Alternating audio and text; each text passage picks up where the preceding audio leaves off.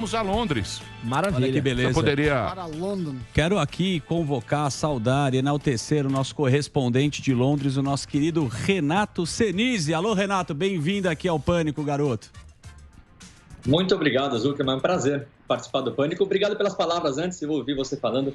Muito obrigado. Não sei se eu mereço tanto, mas é um prazer estrear aqui no Pânico com todos vocês. Confesso que estou um pouquinho nervoso, mas vamos lá. Não, mas que nervoso, pô. Para. Aqui é várzea, nervoso agora. Aqui Você é lembra do Jô? Você quer um Martini? Aqui é a maior quer várzea. Alex? Que é várzea, tá em casa. Aqui é nós. Esse é o programa mais várzea do mundo e é um prazer receber você aí, trazer as informações, as últimas notícias aí do velho continente. Boa. Quem que tem alguma pergunta para fazer? Eu tenho uma pergunta, vou começar com futebol, já que falam bastante, porque eu tomei um susto, eu tava vendo a Eurocopa e o estádio tava lotado, pensei até que era um VT, Renato. Queria que você explicasse como é que tá a Eurocopa aí na questão de torcida e também da França, né, que foi eliminada. A Eurocopa são 11 cidades sede, né, de 11 países diferentes. E cada governo estabeleceu a quantidade de gente que é permitida dentro dos estádios. Então, a gente tem a Hungria, onde o estádio tem 100% de capacidade. Na Rússia, por exemplo, tem 50%. Aqui na Inglaterra começou com 25%, mas para poder fazer a semifinal e a final aqui no Wembley, o governo liberou aí para até 60 mil pessoas. E isso tem realmente causado muita discussão. Por exemplo, vou até falar mais sobre isso depois, na Rússia, hoje teve recorde de casos de morte por causa da Covid-19, e finlandeses que foram até São Petersburgo assistir uma partida na Rússia voltaram com Covid-19, 300 casos já confirmados. Então, a gente vê como vai se espalhando a Covid-19 por causa da Eurocopa. E a França, né, foi pego... Eu morando em Londres, os britânicos aqui torcendo muito contra a França, né? Existe a rivalidade, existe a esperança da Inglaterra voltar a vencer um torneio importante depois de tanto tempo, né? E, claro, sempre torcem contra os times mais fortes. Acabaram todo mundo surpreso, né, com o que aconteceu com a França, mas foi um jogaço. Aliás, ontem foi um dia maravilhoso de Eurocopa, né? E hoje tem mais. Fala, Renatão, beleza? Morgadão aqui falando contigo, beleza, irmão? Seja bem-vindo aí. Queria te fazer uma pergunta, já que você falou aí de Covid. Tem um estudo da Oxford mostrando que se atrasar a segunda dose aí, pode aumentar a proteção da vacina. O que tá rolando nesse estudo aí?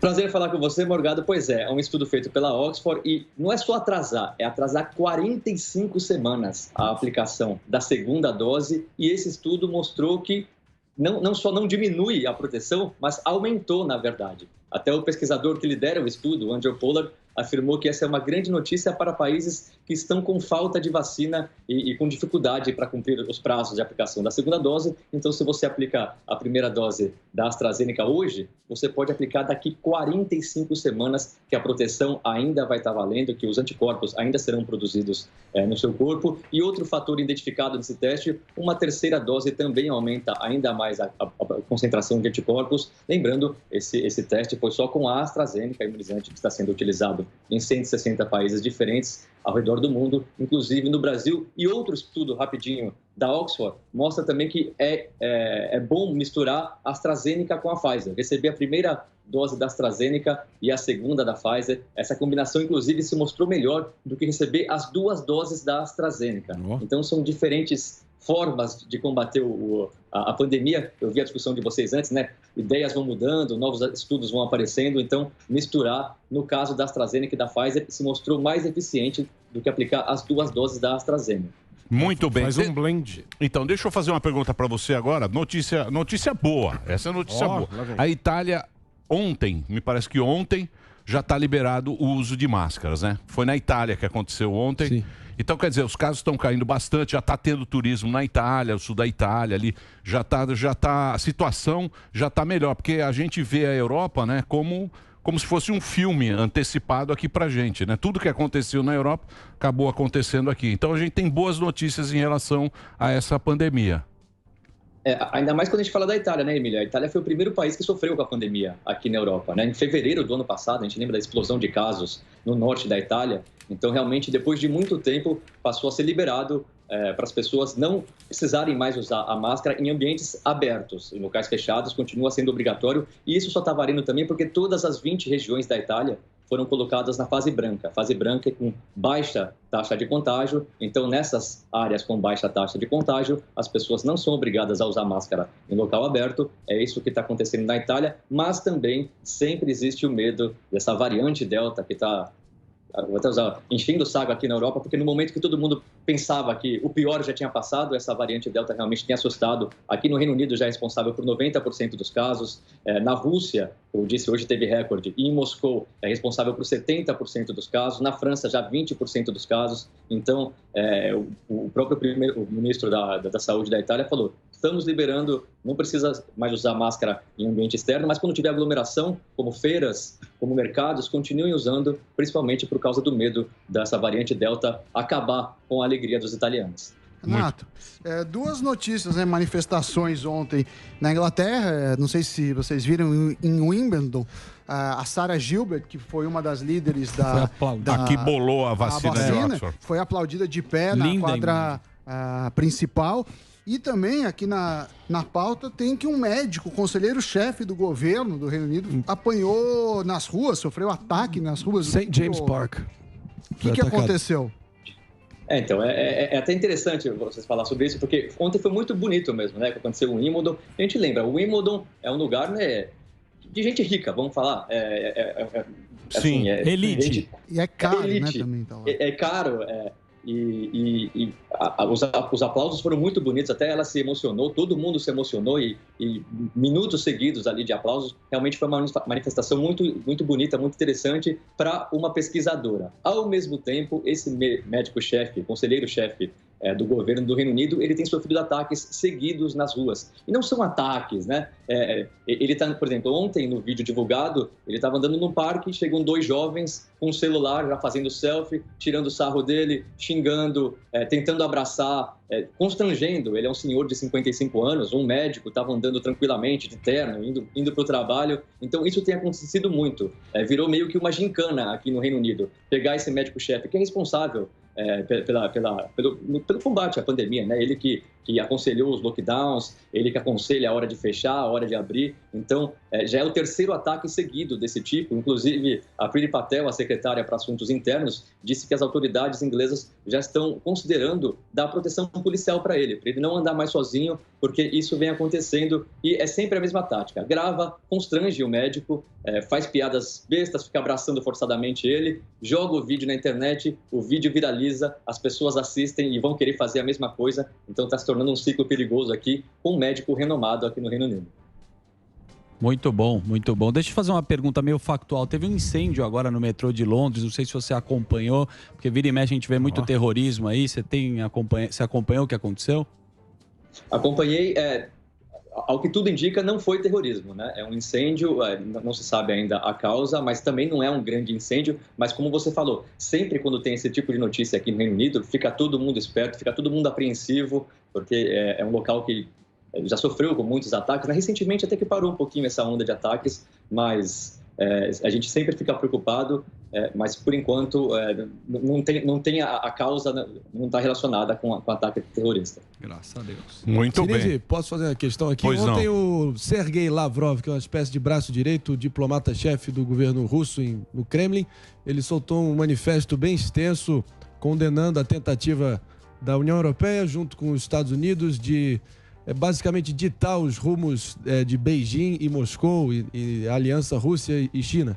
E essas tensões seguem aí se alastrando há alguns bons anos nessa altura do campeonato. Queria te perguntar qual foi a repercussão aí, pelo menos a perspectiva na Europa Ocidental, França e Alemanha, notadamente. A repercussão aqui é sempre gigantesca, né? O assunto Rússia e China também tem sido tratado o tempo todo, inclusive nas reuniões mais recentes, né? A gente teve reunião do G7 e é sempre o assunto Rússia e China, o medo que os países europeus, junto com os Estados Unidos, estão da China e da Rússia dominarem, a China, no caso, dominar, né, economicamente, e a Rússia crescendo o autoritarismo do Putin, crescendo a repreensão, né, a opositores. A gente vê o Navalny continua preso.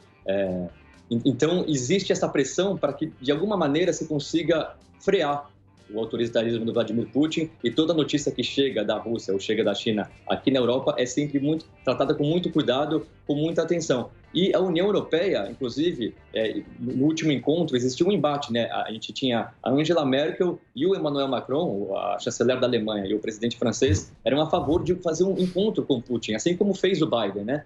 O presidente norte-americano. Só que o assunto é tão difícil aqui na União Europeia que não conseguiu chegar a um consenso. Então, os outros líderes não são a favor do acordo, justamente para não dar palanque, não dar palco para o Putin. Essa foi a justificativa dos outros países, mas esse assunto ainda vai ser discutido nos próximos dias, porque a Merkel, antes de deixar o cargo de chanceler, né, a gente sabe que ela já está acabando, e o Emmanuel Macron querem se reunir com o Putin, porque eles acham que assim eles controlam melhor o Putin, eles explicam melhor o que eles querem para o Putin, tem uma aproximação para pelo menos tentar dialogar com o Vladimir Putin, que está cada vez mais isolado aqui na Europa. Ô, Renato, e a questão das Olimpíadas? Como a Europa está lidando com isso e está vendo essas coisas das Olimpíadas que vai acontecer no Japão? Como a Europa está tendo muita discussão, já aceitaram? Como é que está a opinião da Europa?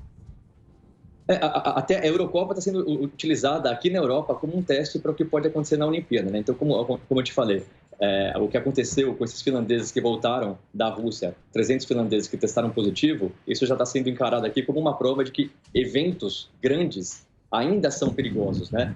Ainda mais com essa variante Delta. E as notícias que chegam de Tóquio é que, de novo, a epidemia está crescendo lá. De novo, os números estão saindo do controle, né? Então, existe essa preocupação gigantesca aqui. Muitos atletas se posicionaram contra a Olimpíada, mas a maioria vai acabar indo para os Jogos. Mas a Eurocopa está sendo uma prova, apesar de não ter o contágio que tinha, por exemplo, no início da pandemia, né, em março do ano passado, quando a gente teve aqui na Inglaterra, por exemplo, o jogo entre Liverpool e Atlético de Madrid pela Champions League, quando a pandemia já estava acontecendo, um estudo depois mostrou que 41 pessoas morreram por causa daquele jogo, direta ou indiretamente. Não está nesse nível, mas as autoridades aqui na Europa já têm questionado a realização de eventos grandes antes da população de todos os países estarem, não 100%, né, vacinadas, mas pelo menos 70%, 80%, para evitar que essas novas variantes vão passando de um país para o outro. Então, existe uma preocupação muito grande com essa Olimpíada em Tóquio, aqui na Europa. Muito bem. É isso? Legal. É isso aí, bichão. Então, vale a pena divulgar que ele tem um podcast bacana, né? Ó, tem um podcast. Ele toca baixo também, um grande baixista. Eu vim para Londres, eu sou jornalista há quase 20 anos, não vou entregar a minha idade aqui, eu vim para Londres para estudar música. Tirei um ano, trabalhei 15 anos na ESPN aí no Brasil, aí tirei um ano para estudar música, acabei me envolvendo no jornalismo de novo, mas toquei muito tempo aqui baixo no Reino Unido, toquei no Cavern Club, inclusive, quando o Liverpool tocava, e aí eu sempre também tive identificação com esporte, né, então eu trabalho ainda para outras emissoras que cobrem a Premier League aqui, a Champions League, e tem um podcast que chama Correspondentes Premier, que também toda semana fala sobre a Premier League, entrevista jogadores brasileiros, entrevista técnicos estrangeiros que trabalham aqui no Reino Unido. Então, a gente faz de tudo, né? Nessa vida a gente vai se virando aí, e faz 5 anos que eu tô aqui fazendo um monte de coisa diferente. Dá pra juntar com o Constantino, que toca bateria, e montar uma banda. Então é o seguinte, entra lá no Instagram, é Renato_Senise, Senise com S, Senise, 2 S, SS, e aí você vai entrar em contato com o trabalho aí do nosso querido Renato, que tá estreando aqui no Pânico hoje. Cara é bom. Top. Obrigado, viu, Renatão? Eu que agradeço, gente. Um grande abraço para vocês. Até a próxima.